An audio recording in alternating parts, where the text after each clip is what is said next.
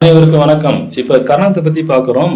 கிம்ஸ் துக்குணம் அப்படின்ற கரணத்தை பற்றி பார்க்குறோம். அப்படின்னா புழுன்னு அர்த்தம். உங்கள் ஜாதத்தில் முன்னாடியே போட்டிருப்பாங்க நீங்கள் என்ன கரணத்தை பிறந்திருக்கீங்கன்னு. அதை தெரிஞ்சுக்கிட்டே இதோட பலன்களையும் பரிகாரத்தை தெரிஞ்சுக்கோங்க. நம்ம வீடியோவை நீங்கள் முதல் முறையாக பார்க்குற மாதிரி இருந்தாக்க சப்ஸ்கிரைபர் பண்ணுங்கள், லைக் பண்ணுங்கள், ஷேர் பண்ணுங்கள். அந்த பெல் பட்டனையும் தட்டி விடுங்க. அதிக ஆசை உடையவங்க தான் சீக்கிரமாக திருமணம் ஆகணும்னு நினைப்பாங்க. ஆனால் தடையும் தாமதம் பிரச்சனையும் தான் அவங்க திருமணத்தில் இருக்கும். இடம் வாங்குவது அதிக விருப்பப்படுவாங்க. ஆராய்ச்சியாளர்கள், ஆய்வு சயின்டிஸ்டாகவும் இருப்பாங்க.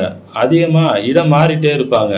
பிறந்த ஒரு ஊராக இருக்கும், பிழைக்கிறது ஒரு ஊராக இருக்கும். சின்ன வயசில் அதிக நோய் இருக்கும். பாக்டீரியா தொந்தரவால் இவங்களுக்கு பிரச்சனை இருக்கும். வயிற்றுப்போக்கு, வாந்தி இந்த நோய் அதிகமாக பாதிக்கும். நீர்கண்டமும் இருக்கும். காதல் திருமணம் செஞ்ச குடும்பமாக இருக்கும். ஜாதருக்கு சீக்கிரமாக தலையில் முடி நரைச்சும் போயிடும். அரசாங்க உயர்வும் இவங்களுக்கு இருக்கும். இவங்களுக்கு ஒரு பெண் குழந்தை இருக்கும். அதனால் பிரச்சனையும் இருக்கும். மாமன் உறவு ஒத்து வராது. மாமனார் உறவும் சரியாக இருக்காது. புதன் திசை, புதன் புத்தி சிறப்பை தரும். மிதுனம், கன்னி என்ன கிரகம் நின்று திசை நடத்தினாலும் இவங்களுக்கு நல்லது தான் நடக்கும்.